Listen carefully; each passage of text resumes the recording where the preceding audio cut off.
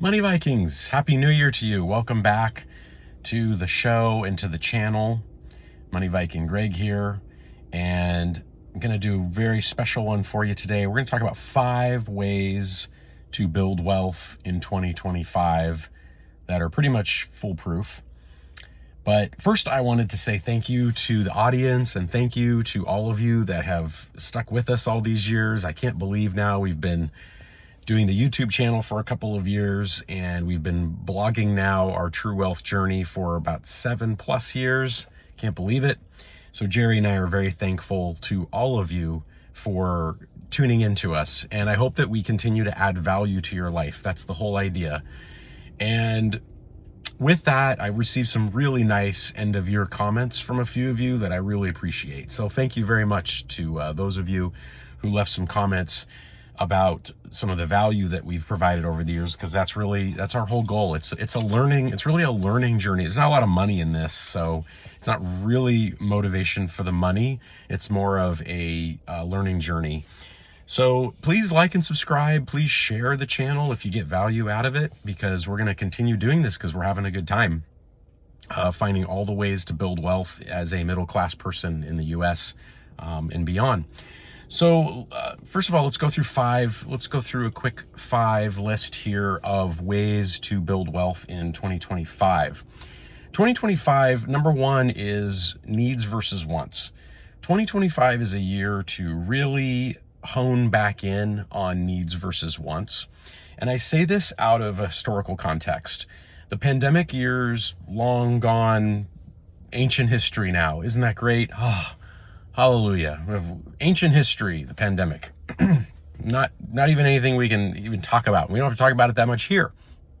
But what I want to say about it is that there was a period afterwards that was a bit of a revenge spending or revenge travel period, I think, that lasted for a while. I think it actually contributed to inflation. I'm not an economist. But because people's spending levels have gone up, and credit card debt's pretty high at the moment overall in the US. I think that was a psychological response to some of the stress and all the stuff that people went through with the pandemic. I think there was a feeling of, oh my gosh, we're pent up, and now we're going to travel, now we're going to buy, now we're going to do all this stuff. So 2025 is a year to get really back to fundamentals on needs and wants. And you know what they are. I think you can really look at your budget. I think you can look at your spending, and you can really determine, am I spending too much on, beauty products at Sephora? Am I spending too much on collectibles? You know me with my beauty products. Are you spending too much on your car payment? Are you spending too much on clothes? Are you spending too much going out? Where is it in that budget that you can say, you know what, my quality of life will be just as good, but I don't need to spend this amount. I can make a couple meals at home, share a couple meals, not go to as expensive of a restaurant.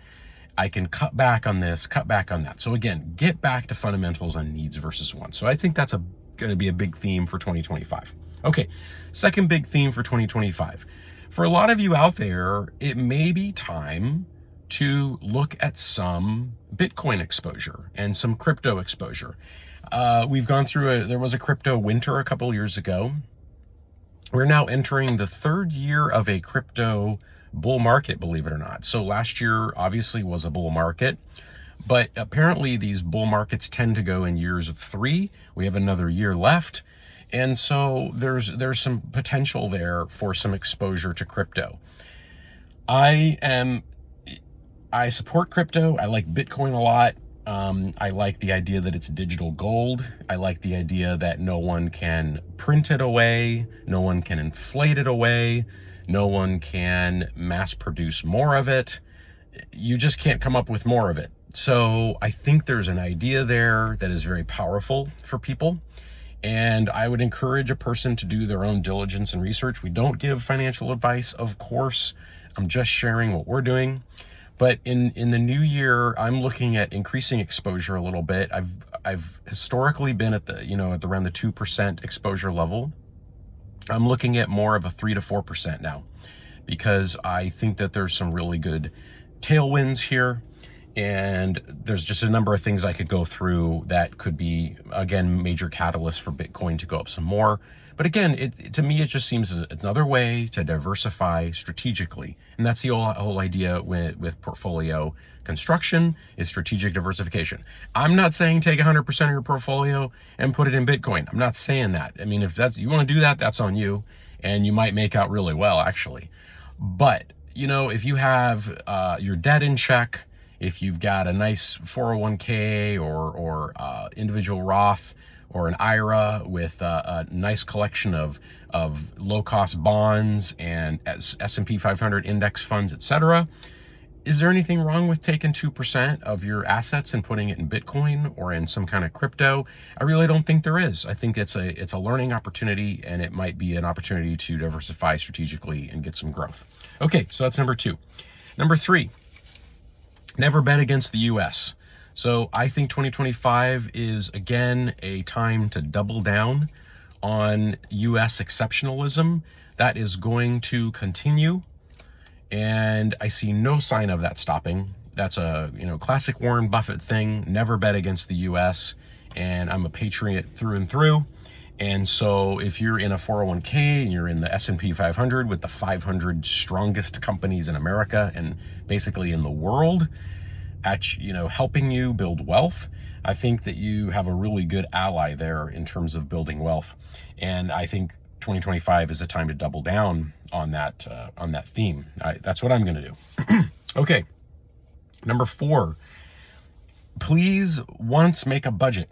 Please once. No, I'm not a big fan of going overboard with budgets, and I don't want to spend a lot of time tracking every Starbucks purchase, every time I got to go to to the drugstore and pick up some aspirin or Tylenol. I don't want to track every little, I'm coming home from work late and I need to pick, I grab an In-N-Out or whatever. I don't want to track every little dang thing. But I do like having a budget in my files.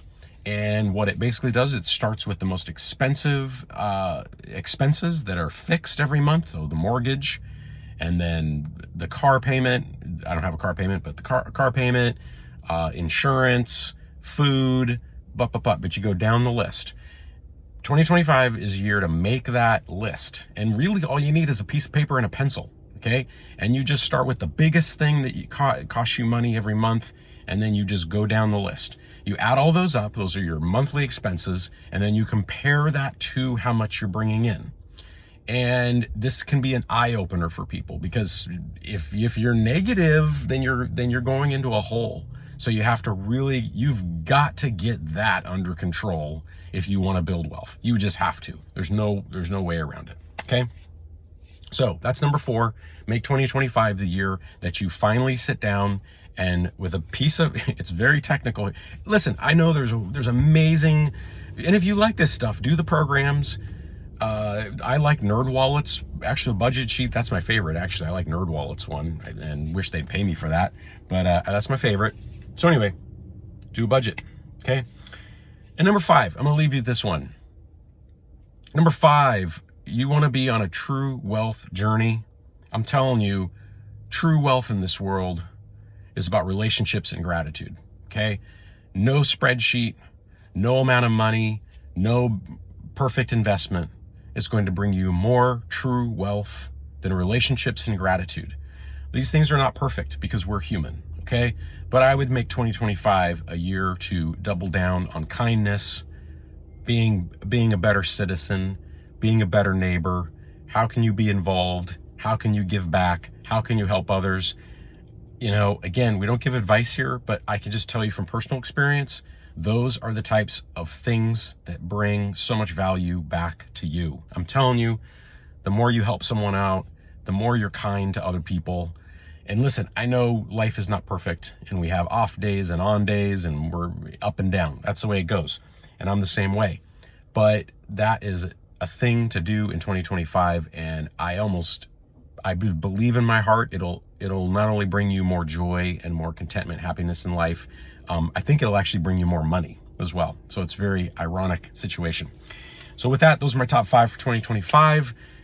Thank y'all. God bless y'all. God bless America. And we'll see you on the next one. Please like, subscribe, hit the notification button, and please share Money Vikings with other people. We want to continue to build the channel and deliver ideas to make your life wealthier and healthier. All right. See y'all. Thanks.